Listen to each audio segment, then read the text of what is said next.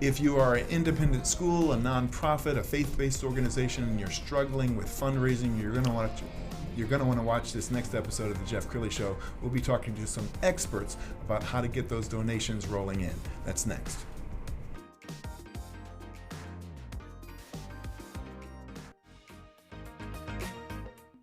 Many are predicting that the worst is yet to come, which is unfortunate, said one person here.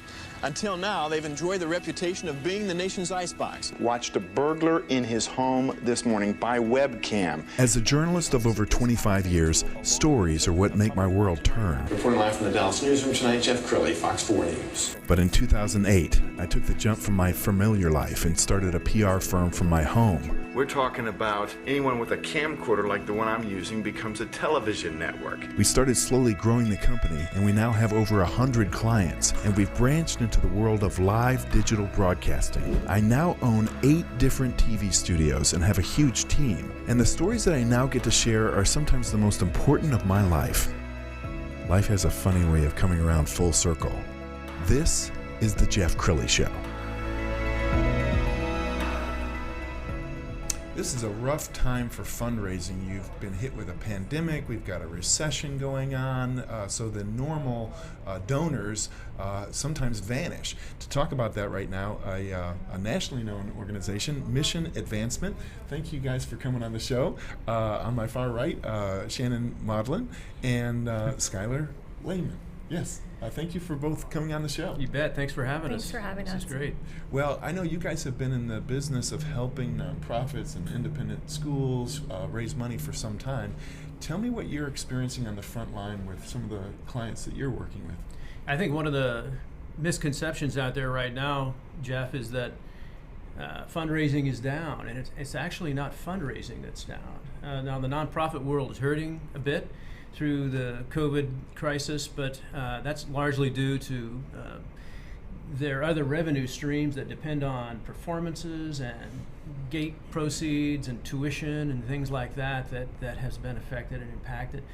Fundraising is actually alive and well and doing surprisingly normal, as if COVID weren't even around. Yes. And Shannon, let's get you in on this. I know that there's a lot of nonprofits out there. They have a great mission and ministry, but the ability to raise money is a challenge. Yeah. Is that one of the reasons why you guys exist? Absolutely. And we founded the company in 2007, Schuyler and his wife, and we have 19 employees. We focus on everything throughout the United States, as you said, both social service nonprofits and independent schools. And to Schuyler's point, fundraising is very strong right now, and we like to say that it's a self-fulfilling prophecy. If you aren't asking, then you're not receiving. And I think people are just very nervous about asking, but you shouldn't be right now. Yes. And you wrote a best-selling book that we're going to put the picture up on the screen. Tell us about The Perfect Development Office, a guide. It's very generous of you to say it's a best-selling book. I've probably sold, a couple of dozen copies. Anyway. I'm not kidding. Probably a few more than that. But hey, you're talking to a PR guy. We embellish a little bit. So that's actually my second book. I Okay. had a first one called The Perfect Campaign, and really both of those books are describe our philosophy of fundraising, which is probably a bit different than you hear a lot about or you see out there in most of the nonprofit sector, which is auction-driven, golf tournament-driven, those kinds of special events. We take a very different approach to. Well, tell us more about that. What approach do you take? So we've, I think it's first of all, a cliche statement probably to say that development work, fundraising work is about relationships. It certainly is.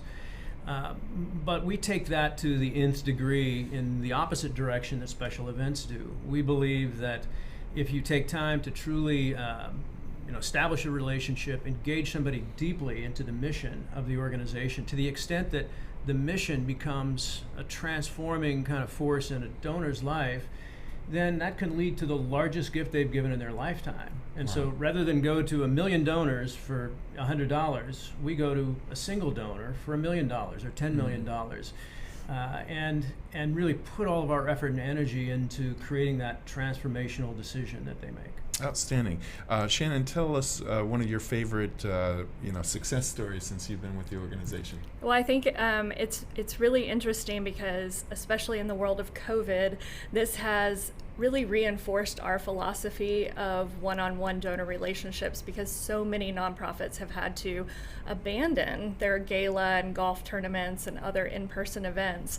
And so what we have seen is by digging in deep and really establishing those relationships with your donors and strengthening that impact and that relationship with the mission, donors are still continuing to give 5, 6, 7-figure gifts right now, and so we've just had a lot of success over the past few months, and it's been wonderful. Outstanding. And I would encourage my audience to follow them on social media because they're always giving great tips.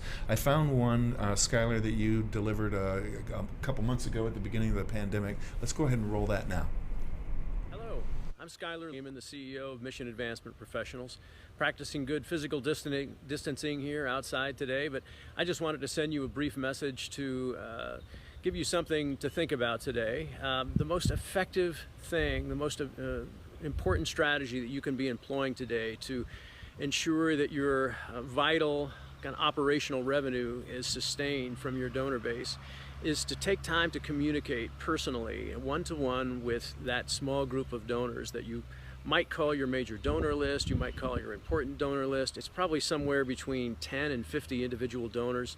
Just a reach out from you to have a telephone conversation for a few minutes, updating them on your mission, asking how they're doing through all of this, and then answering their questions related to your mission will go miles to ensuring that their support remains solid.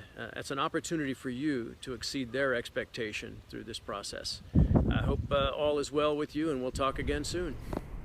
Very cool. And I think one of the things that you guys are really onto is the idea that people get in a rut. They do the same thing over and over again. I've seen golf tournaments where they're spending $200,000 to raise $300,000.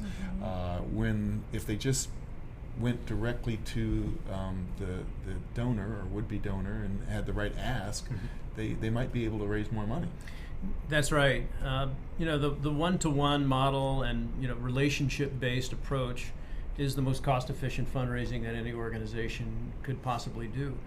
And I recognize there's a place for events like the golf tournaments and the auctions and things, and they're fun, and we're not party poopers when it comes to that kind of thing. But at the same time, there has to be a good balance of those strategies. The one that's usually missing is the element that we bring to the table, and that's what makes a fundraising operation efficient and in those ethical boundaries of adequate return on investment for the organization.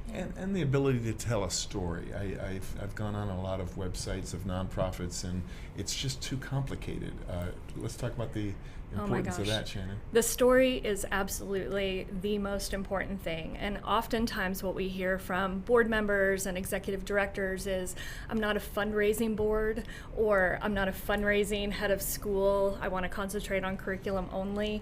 And we like to say that as executive leaders in the nonprofit world, you are absolutely the ones that are probably the most passionate about your mission, and therefore you are your best fundraising tool.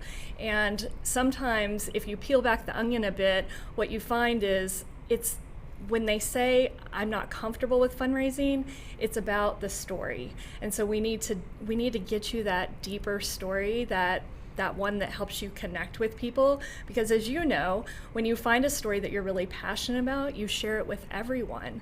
And so we need to get that case statement just really crisp and compelling. Outstanding. Okay, we're almost out of time, so Schuyler, you get the final word. What would you like to leave the audience with? Well, don't be afraid of fundraising right now. And I think that the organizations that are down, there are some organizations that are experiencing a downtrend in fundraising. It is fear of imposing on donors during a time that they believe that they're under distress at home with personal issues and things. But the reality is people are still continuing to give, and it's the organizations that keep their mission front and center are the ones that continue to experience that success. Outstanding. Well, thank you both for coming on the show. Thank you. We're going to leave by putting up your website. missionadvancement.com is the website. Thank you both for coming on the show. Thank you Thank so you. much. You bet. And that's it for now. We'll see you next time.